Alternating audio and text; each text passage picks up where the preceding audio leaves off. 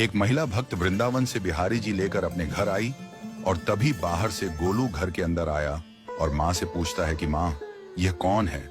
तो मैया ने बोला, ये भगवान हैं और ये ही हमारे मालिक हैं।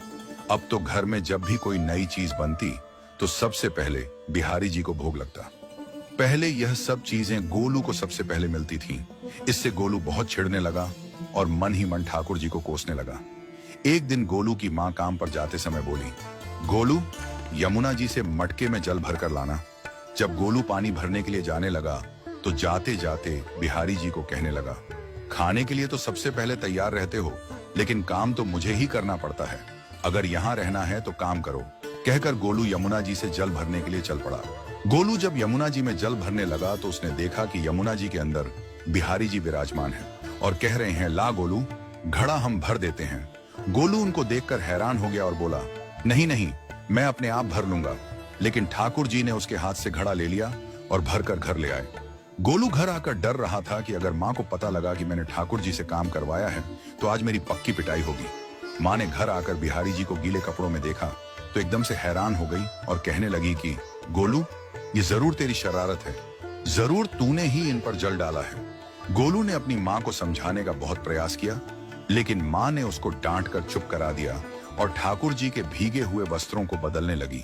अगले दिन जब माँ ने गोलू को अनाज पिसवाने का काम दिया तो बिहारी जी फिर अनाज का कनस्तर ले आए और माँ को ठाकुर जी के वस्त्रों के ऊपर सूखा आटा पड़ा मिला। तो माँ ने फिर गोलू को डांटा कि तुझे पता नहीं कि ये हमारे भगवान हैं और तू भगवान के साथ शरारत करता है। आज तूने फिर इनके ऊपर आटा फेंका है। तो गोलू शपथ लेकर कहने लगा, नहीं माँ, मैंने कोई शरारत नहीं करी है। ये तो मेरे हाथ से गेहूं का कनस्तर लेकर खुद पिसवा कर आए हैं। गोलू की माँ आज बहुत गुस्सा हुई। अगले दिन फिर माँ बोली, बेटा गोलू, आज तुम्हारे बाबा बाहर गांव से वापस लौट आएंगे। बस आज का ही काम है, तुम जंगल से थोड़ी लकड़ियां ले आना। गोलू फिर डर गया, कहीं ठाकुर जी फिर मेरे पीछे ना आ जाएं। गोलू ने माँ को बोला कि मैं चला तो जाऊंगा, लेकिन बिहारी जी को समझा लो, वो मेरे पीछे ना आई। उसकी माँ हंसकर बोली, हाँ हाँ समझा दूंगी, तुम जाओ तो सही। गोलू जल्दी जल्दी लकड़ियां लेने जंगल में चला गया और माँ काम पर चली गई। लेकिन उस दिन माँ काम से जल्दी वापस आ गई और देखा बिहारी जी अपनी चौकी पर विराजमान नहीं है।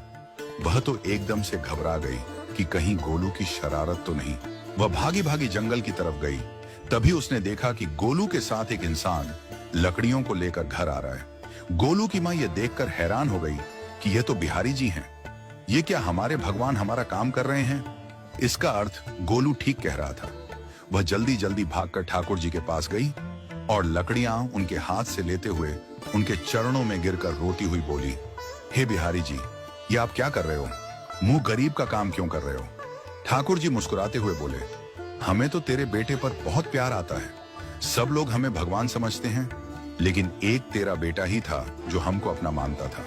अपना मानकर वो हमें डांट भी देता था, हमारे साथ गुस्सा भी करता था, और जो हमें एक बार अपना मान लेता है तो हम उसके मान के लिए उसके ही हो जाते हैं।